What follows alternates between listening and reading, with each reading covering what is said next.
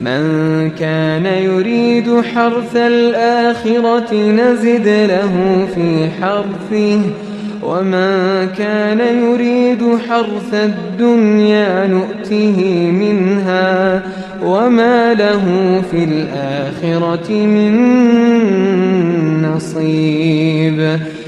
Kimki oxirat ekinini savobini istar ekan, biz unga ekini hosilini ziyoda qilurmiz. Kimki dunyo ekinini istar ekan, biz unga o'shandan berurmiz va uning uchun oxiratda nasiba savob bo'lmas. أم لهم شركاء شرعوا لهم من الدين ما لم يأذن به الله ولولا كلمة الفصل لقضي بينهم وإن الظالمين لهم عذاب أليم. Balki ular mushriklar uchun dindan Alloh ruxsat etmagan narsalarni, ularga shariat qilib bergan sheriklari, butlari bordir. Agar qiyomatda jazolayman degan lafz bo'lmaganida, albatta ularning o'rtalarida shu dunyodayoq hukm qilingan bo'lar edi. Zolimlar uchun albatta alamli azob bordir.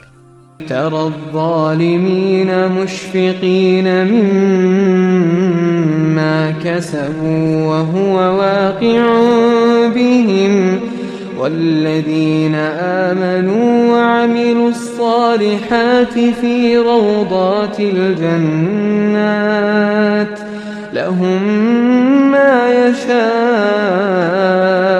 عند ربهم ذلك هو الفضل الكبير. Qiyomat kunida o'sha zolimlarni o'z qilmishlaridan qo'rqib turgan hollarida ko'rasiz. U jazo baribir ularga tushuvchidir.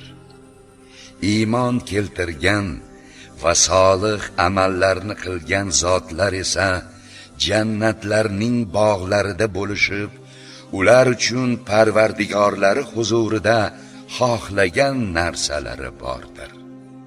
Mana shu katta fazlning o'zidir. ذلك الذي يبشر الله عباده الذين آمنوا وعملوا الصالحات قل لا أسألكم عليه أجرا إلا المودة في القربى ومن يقترف حسنة نزد له فيها حسنا إن الله غفور شكور. Allohning iymon keltirgan va solih amallarni qilgan bandalarga beradigan xushxabari ana shudir. Ey Muhammad, ayting, men sizlardan bu da'vatim uchun haq so'ramayman, faqat qarindoshlikdagi do'stlik, yaqinliknigina so'rayman. Kimki biror chiroyli amal qilsa, biz uning uchun o'sha amalida yana husnni ziyoda qilurmiz, ziyoda savob ato eturmiz. Albatta Alloh mag'firat qiluvchi va yaxshilikni biluvchidir. أم يقولون افترى على الله كذبا فإن يشاء الله يختم على قلبك ويمحو الله الباطل ويحق الحق بكلماته إنه عليم بذات الصدور. Yoki ular Alloh sha'niga yolg'on to'qidi deydilarmi? Undoq emas, chunki agar siz yolg'on to'qiydigan bo'lsangiz, Alloh xohlasa dilingizni muhrlab qo'ygan. Alloh o'z so'zlari bilan botil, nohaq gaplarni yo'q qilur va haqni haq qilur, ro'yobga chiqarur. Albatta u dillardagi sirlarni biluvchidir. وهو الذي يقبل التوبة عن عباده ويعفو عن السيئات ويعلم ما تفعلون. u bandalaridan tavbani qabul qiladigan, yomonliklarni afv etadigan va qiladigan ishlaringizni biladigan zotdir. ويستجيب الذين آمنوا وعملوا الصالحات ويزيدهم من فضله والكافرون لهم عذاب شديد. u iymon keltirgan va solih amallarni qilgan zotlarni duolarini ijobat qilur va ularga o'z fazlidan ziyodalik ato qilur. Kofirlar uchun esa qattiq azob bordir. ولو بسط الله الرزق لعباده لبغوا في الأرض ولكن ينزل بقدر ما يشاء إنه بعباده خبير بصير. Agar Alloh bandalarining rizqlarini keng mo'l qilib yuborsa, albatta ular yer yuzida tajovuzkorlikka o'tib ketgan bo'lar edilar. Lekin u o'zi xohlaganicha o'lchov bilan rizq tushirur. Albatta u bandalaridan xabardor va hamma narsani ko'rib turuvchidir. وهو الذي ينزل الغيث من بعد ما قنطوا وينشر رحمته وهو الولي الحميد. u odamlar umidsizlikka tushganlaridan keyin yomg'ir yog'diradigan va o'z rahmatini, barakotini keng yoyadigan zotdir. u mo'minlarga vali, do'st va hamid, hamd egasidir. ومن آياته خلق السماوات والأرض وما بث فيهما من دابة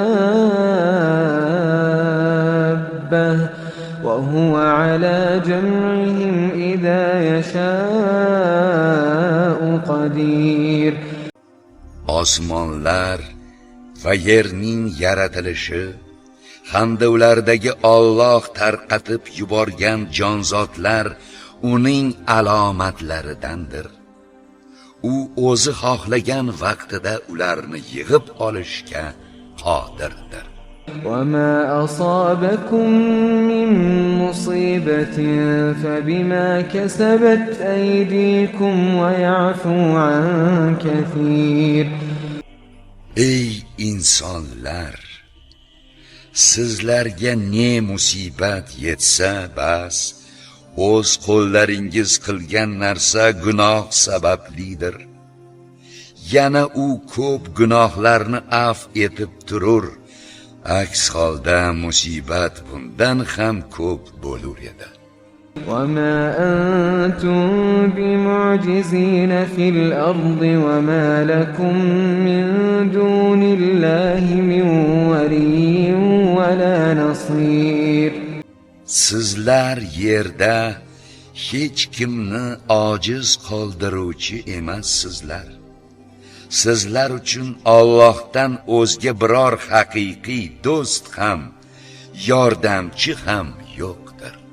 ومن آياته الجوار في البحر كالأعلام. Dengizdagi suzib yuruvchi tog'lardek kemalar ham uning alomatlaridandir. إن يشأ يسكن الريح فيظللن رواكد على ظهره إن في ذلك لآيات لكل صبار شكور. agar Alloh xohlasa shamolga taskin berur, bas ular u dengizning ustida to'xtab qolurlar. Albatta bunda har bir baloga sabr qiluvchi, Allohning ne'matlariga shukr qiluvchi uchun ibratlar bordir. أو يوبقهن بما كسبوا ويعفو عن كثير.